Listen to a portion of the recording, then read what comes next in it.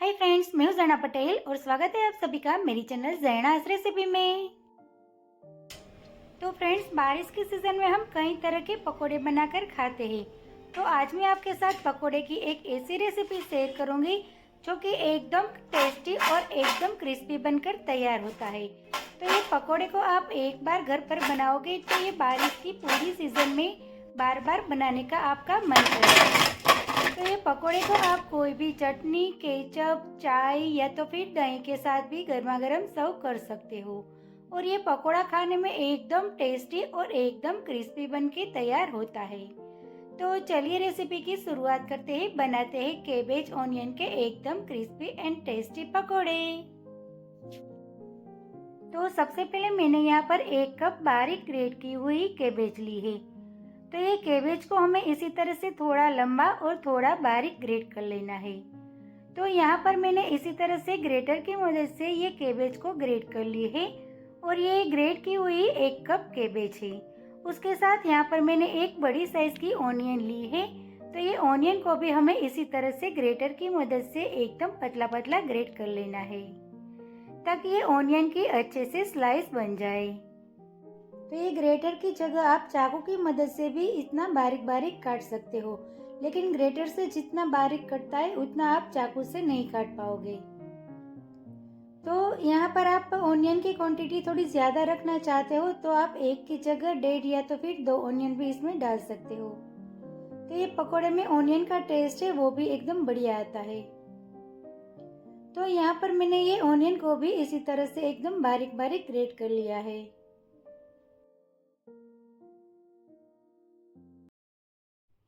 अब ये ऑनियन की हमने पतली पतली स्लाइस कर दी है। तो ये स्लाइस में से हम ये ऑनियन के सारे लच्छे इस तरह से अलग कर देंगे। तो ये सारे ऑनियन का हमें इस तरह से लच्छा अलग कर देना है ताकि ये कैबेज और ऑनियन है वो सेम हो जाए। तो इसी तरह से हम हाथ की मदद से इसके लच्छे को अलग कर देंगे। अब इसके साथ हम 3 से 4 तीखी वाली हरी मिर्च लेंगे। तो ये हरी मिर्च को हम छोटे छोटे टुकड़ों में काट देंगे और इसके साथ हम मिक्स कर देंगे। अब इसके साथ यहाँ पर मैंने काले मरी लिया है। तो ये काले मरी को हमें दरदरा कूट लेना है। तो ये काले मरी को हम इसी तरह से दरदरा कूट लेंगे। तो ये काले मरी हमने 1 चम्मच लिया है। तो इसमें ये काले मरी की क्वांटिटी आप अपने टेस्ट के हिसाब से थोड़ी कम या ज्यादा कर सकते हो, लेकिन ये काले मरी का टेस्ट है वो ये पकोड़े में एकदम बढ़िया आता है। अब ये सारी चीजों को हम एक बाउल में निकाल लेते हैं। तो यहाँ पर मैंने एक बड़ी साइज का बाउल ले लिया है। इसके अंदर हम ये सारी चीज को पहले निकाल लेंगे। तो इसके साथ आप थोड़ा सा अदरक भी बिल्कुल बारीक चॉप करके या तो फिर ग्रेट करके डाल सकते हो। उसका भी टेस्ट है वो ये पकोड़े के साथ एकदम बढ़िया आता है। अब ये सारी चीज को मैंने ये बाउल में निकाल ली है।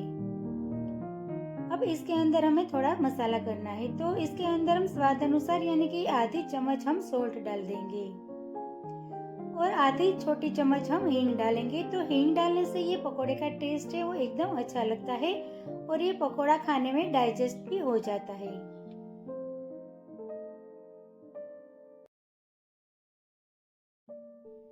अब इसके साथ हम आधी छोटी चम्मच हल्दी पाउडर डाल देंगे और आधी चम्मच हम रेड चिली पाउडर डालेंगे। अब ये सारे मसाले को हमें ये ऑनियन और कैबेज के साथ अच्छे से मिक्स करना है।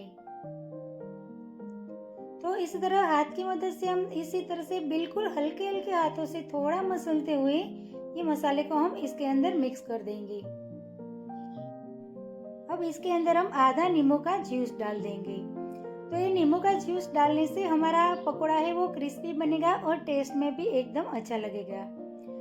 अब ये सारे मसाले को हमें ये वेजिस के साथ अच्छे से मिक्स करना है। तो इसके अंदर हमने सोल्ट और लेमन डाला है। तो ये इसके साथ हम वेजिस में मिक्स करेंगे तो ये वेजिस में से थोड़ा पानी छूटेगा।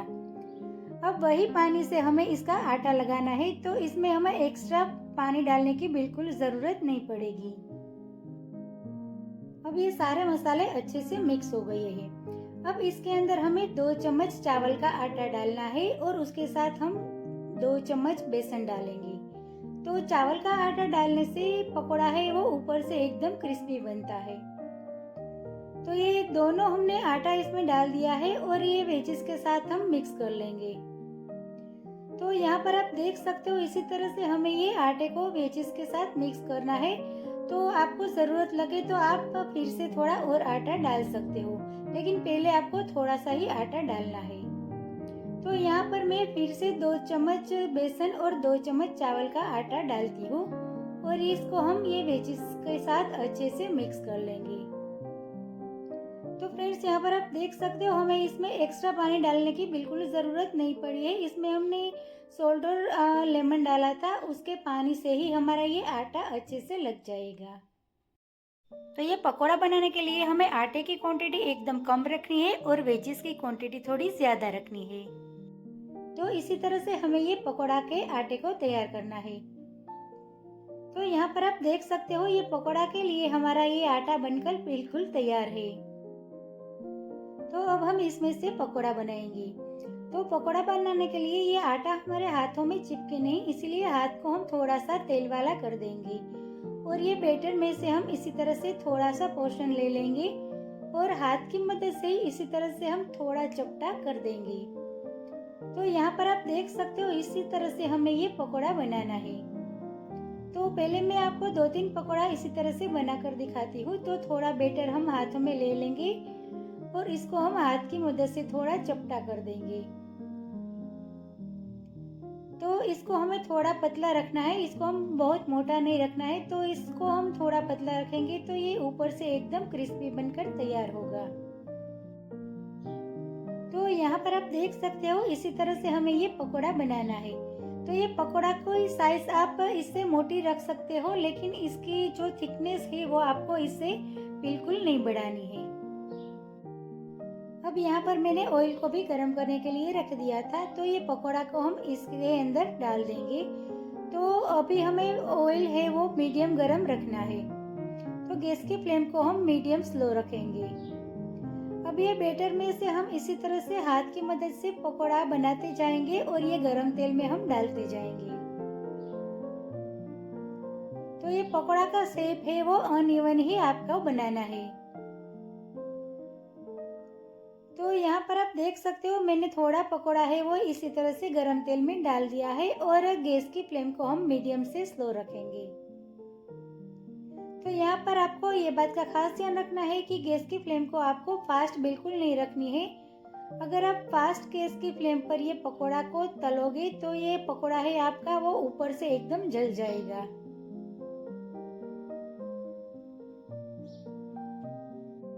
अब ये बैटर में से मैंने आधे पकोड़े हैं वो गरम तेल में डाल दिया है। अब इसको गरम तेल में डालने के बाद 1 से 2 मिनट तक इसे बिल्कुल नहीं हिलाना है और फिर हम झारे की मदद से इसको इस तरह से हिलाएंगे और इसको हम ऊपर नीचे करेंगे। तो ये पकोड़े को हमें मीडियम गैस की फ्लेम पर एकदम ऊपर से क्रिस्पी करना है ताकि ये पकोड़ा है वो खाने में एकदम टेस्टी और एकदम क्रिस्पी लगे। तो 3 से 4 मिनट में हमारा ये पकोड़ा है वो अच्छे से क्रिस्पी हो जाएगा। तो बीच बीच में हमें झारा की मदद से इसी तरह से पकोड़े को ऊपर नीचे हिलाते रहना है ताकि पकोड़ा है वो दोनों तरफ से अच्छे से क्रिस्पी हो जाए। तो ये पकोड़ा हमारा जब तक गोल्डन ब्राउन ना हो जाए तब तक इसे हमें फ्राई करना है।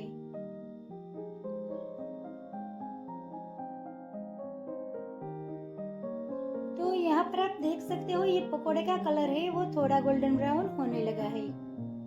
तो अभी हमें 1 से 2 मिनट तक ये पकोड़े को फ्राई करना है। तो फ्रेंड्स यहाँ पर आप देख सकते हो यह पकोड़ा हमारा एकदम अच्छे से गोल्डन ब्राउन हो गया है और ऊपर से एकदम क्रिस्पी भी हो गया है। तो इसको हम तेल में से निकाल लेंगे। तो फ्रेंड्स इसकी आवाज़ भी आप सुन सकते हो, ये पकोड़ा एकदम क्रिस्पी बनके तैयार हुआ है। तो इसी तरह से हम दूसरा पकोड़ा भी बना लेंगे। तो सेम उसी तरह से हमने जो बैटर बचाया था वो बैटर में से हम दूसरा पकोड़ा भी इसी तरह से बना लेंगे। तो गैस की फ्लेम को हम पहले स्लो रखते हुए ये सारे पकोड़ा को इसी तरह से हाथ की मदद से थोड़ा चपटा करते हुए गरम तेल में डाल देंगे और इसको भी हम गोल्डन ब्राउन कलर आ जाए और क्रिस्पी हो जाए तब तक हम फ्राई कर लेंगे। तो यहाँ पर आप देख सकते हो ये दूसरा पकौड़ा भी हमारा एकदम अच्छे से गोल्डन ब्राउन हो गया है, तो उसको भी हम वही प्लेट में निकाल लेते हैं। तो ये सारे पकौड़े हमारे बनके एकदम तैयार हो गए हैं। तो ये दूसरा पकौड़ा भी मैंने प्लेट में निकाल लिया है, तो इसकी भी आवाज़ आप सुन सकते हो। ये पकौड़े हमारे एकदम क्रिस्पी बनकर तैयार हुआ है। तो ये एक पकौड़ा मैं आपको खोलकर दिखाती हूँ। तो ये ऊपर से एकदम क्रिस्पी और अंदर से सॉफ्ट बनकर तैयार हुआ है और ये खाने में तो एकदम टेस्टी लगता है। तो यहाँ पर हमारा ये एकदम क्रिस्पी एंड टेस्टी पकौड़ा बनके तैयार है, तो उसको हम फटाफट सर्विंग प्लेट में सर्व करते हैं। तो ये पकौड़ा को मैंने खजूर की चटनी और ग्रीन चटनी के साथ सर्व किया है। तो ये पकौड़े को आप कोई भी चटनी, केचप, दही या तो फिर चाय के साथ भी गर्मा गर्म सर्व कर सकते हो। तो यहाँ पर तैयार है हमारा एकदम crispy and tasty onion cabbage pakora. तो यहाँ पर मैं आपको एक पकौड़े की आवाज़ सुनाती हूँ। तो यहाँ पर आप सुन सकते हो ये पकौड़ा है एकदम क्रिस्पी बनकर तैयार हुआ है।